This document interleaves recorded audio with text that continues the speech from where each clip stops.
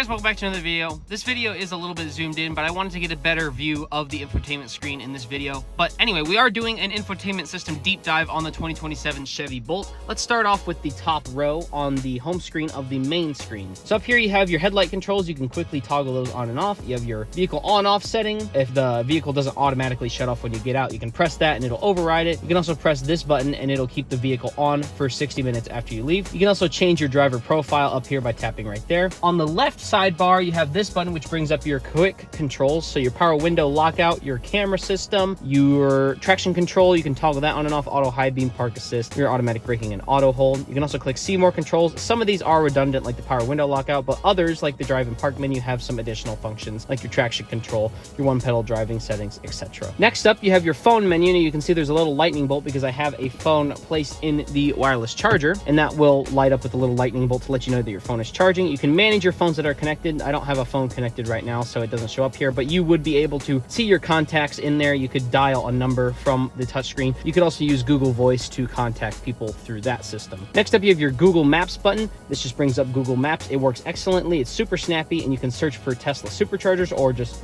general charging stations on here. And it does do route planning. So this system will tell you where to stop and charge along your route to ensure that you make it there with enough energy. Over here, you can sign into Google by pressing that. You can also change your guidance settings. You can turn the guidance audio on and off, and then you can also do EV charge filters through this menu. You can also have a quick access for Google Assistant, but you can also activate Google Assistant by pressing this button on the steering wheel, so that also works too. Next up, you have the audio menu. You can select your source up here, so you have AM, FM, Sirius XM, Bluetooth, USB, Apple Music, and Google News. And if you install additional streaming services like Spotify, Pandora, YouTube Music, they will populate here, and then you can select them through that. You also can change your channel right here, so you can cycle through different channels. This works for AM, FM, and XM. You can also direct tune to a specific channel. You can also hold on the bottom to set a preset, so you have I think 10 different presets, and you can set those as you will. One menu I forgot to show was this menu in the radio settings. So if you're on Sirius XM, you can click right here and sort by category of music, sports, news, talk, or artist stations. Up here, you do have this Sirius XM menu. This allows you to subscribe to XM if your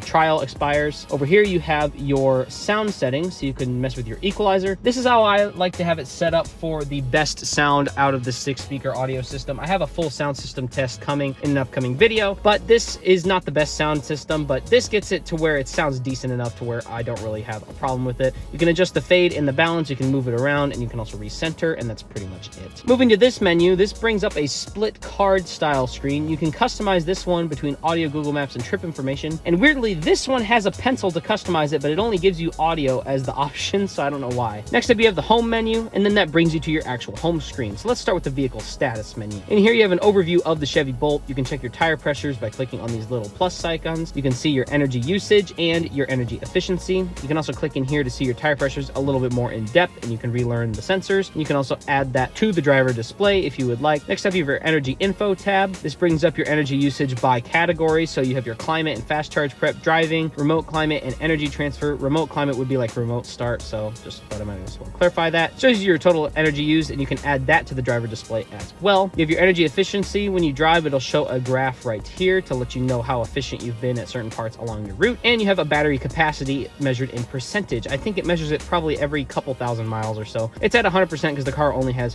652 miles on it, but that's a nice thing to have. Finally, in this menu, you have the trip menu. You can reset trip 1 and 2 in here, and you can also add this to the driver display. And in here, you can see your current trip. This will reset every drive. Next up on the home screen, we have the drive modes menu. So you can go between normal, sport, snow, ice, and my mode. And my mode can be customized by clicking the pencil right here. And when you do that, you have steering, normal, and sport, brake feel, normal, sport, acceleration mode, relaxed, normal, or sport. I like having it in sport. And then you just have a description on what my mode actually is. Unlike the Equinox EV, this does not actually play fake noises through the speakers when you're in sport mode, which I like. Then you have the My Chevrolet app on the home screen. This allows you to sign in and book service appointments through the central touchscreen in the Chevy Bolt. I'm not really sure what service appointments you would need to schedule on here because, you know, it's an electric car and there's not really any servicing to do, but you can schedule service and see your plans for your cellular hotspot, which I'll get to in a second, but you can manage that through here and you can see your access plans. Over here, you have your Google Play Store. I'm not signed in right now, but this would allow you to download apps to the infotainment system and listen to them or use them on the infotainment system. So you can download Prime Video and watch videos while you parked. You can download Waze instead of using Google Maps if you want to do that. So that kind of negates negates the benefit of CarPlay, in my opinion, because most people are like, what about Waze? But you can get Waze on here, so it doesn't really matter. And you can also download Spotify and all that stuff.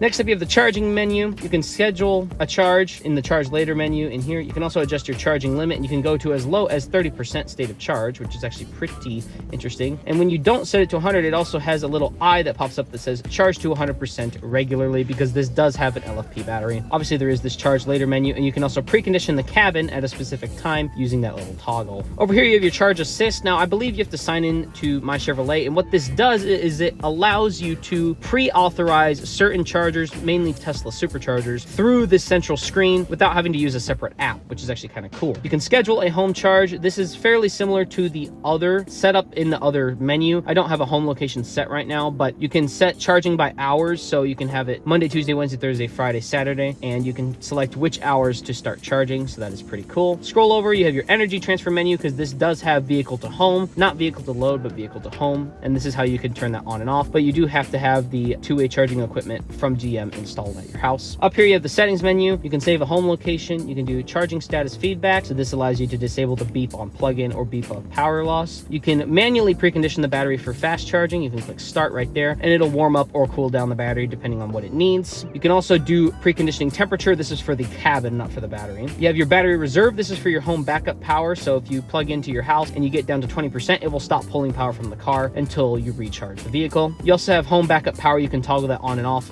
If you lose power at your house, it will automatically kick on. And you also have your level 2 charge cord limit, although unfortunately it is only limited to 16, 24, or automatic. There's no 1 amp granularity like you get in some EVs. That's the charge menu. Next up, we have the recordings. This is actually really cool. So this vehicle does have, like I showed you, a 360-degree surround view camera system. This is an option on LT, but it is standard on RS. And the reason why I'm pointing that out is because the recordings menu allows you to stick a USB stick into the USB port in the center console, or it uses the exterior cameras like a dash cam. It has 2 side angles, a front and a rear angle, and that is pretty good. The only thing that's kind of annoying is that you can't format the USB stick through the screen. You have to format it beforehand. Next up, you have the audio menu. This is the exact same as the one over here. Same with Google Maps, the phone, and the controls. So we're gonna, down here you have the camera. We've already looked at this, but you have a front and rear view, a top-down front and rear view, a front side, a back side, your 360 view toggle on and off, and when you're in reverse, you can toggle on and off your reverse guidelines. Next, you have your settings menu. I'm not gonna go through everything in here because there is quite a lot to see, but you do have your Wi-Fi connection settings, your vehicle settings, and you do have teen driver mode and stuff like that in here. Weirdly, this is how you access your climate control, automatic fan speed preference, and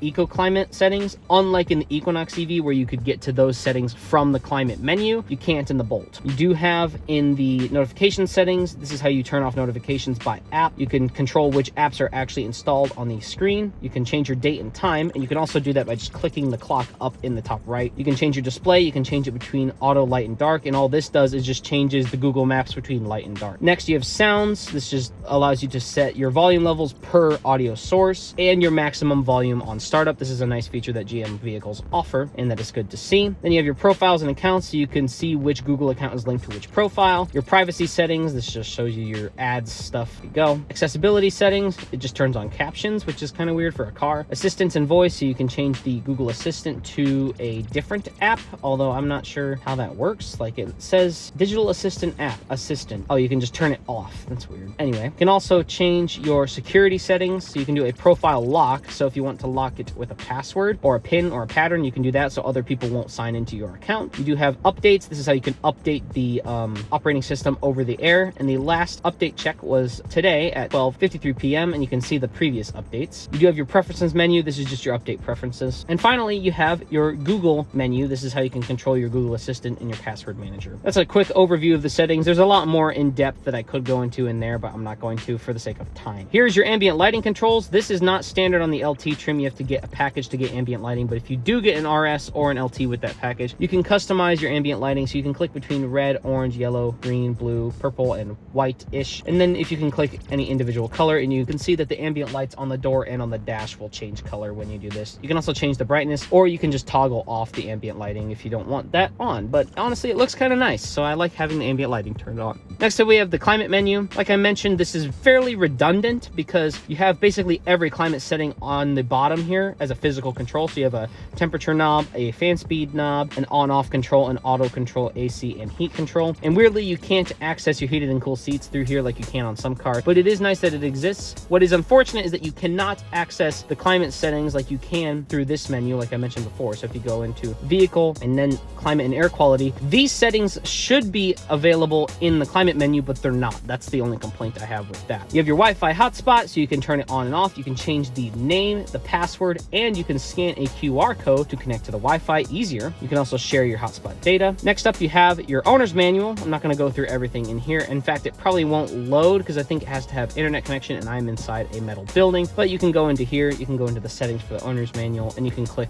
any sort of feature that you want to know about, like what it does. You can look at it on here and it'll describe it to you. So that is nice. You have your Google Assistant. This just does the same thing as pressing the button on the steering wheel. You have Google News, which will just bring up Google News and it'll actually just open it in the music app. So that's not really that useful. Same with the Apple Music app. It allows you to sign in and it'll just bring you to the music section in the infotainment system to allow you to listen to music. So that's the entire center screen other than this volume knob, which is nice that it is physical, although it is kind of far away. But then again, the driver has their own control on the steering wheel, so it's kind of redundant. Let's talk about the central screen. I know the steering wheel is blocking it a little bit, but this is the best camera angle that I have. You can hold down on the scroll wheel and you can scroll between single gauge, dual gauge, Google Maps, driver assistance, or clean. And Google Maps does have a full screen map view, so that is nice. Unfortunately, the only menu that shows state of charge as a numerical readout is the single gauge view, which is kind of annoying, but you do have dual gauge, driver assistance, and clean. And clean just gets rid of everything. And on any of these menus, well, actually the first two, single and dual gauge, you can go into these menus, of course, in the central screen and click remove from driver display, and then it'll just show a time and temperature, or you can add to the driver display and it'll show you information on this left card over here. This side will show you your audio, so whatever is playing, and you can obviously cycle through by scrolling up and down your radio presets. You can also do that on this side of the steering wheel with the wheels on the back, and you can control your volume on this side of the steering wheel. This will also be overridden by Google Maps if you're in this view, and it'll show you turn-by-turn navigation directions if you don't want to pull up the full screen map in the gauge cluster. So that's pretty much it. The infotainment system is fairly basic, but it offers all the features that I think the average person needs in their vehicle, and I hope that this will convince some people to buy this car regardless on whether or not they actually need Apple CarPlay, because if you can download all your apps onto the system, there's really no point in using phone projection. And considering the fact that this system is as snappy as it is, it's super quick and easy to respond and everything works great. So there's really no reason to use CarPlay if the inbuilt systems are so good. And that's been Tesla's methodology for a while, and I think it works well in the Bolt. So thank you guys for watching. Leave a comment down below on what you guys think of the Chevy Bolt infotainment system, and I'll see y'all in the next video.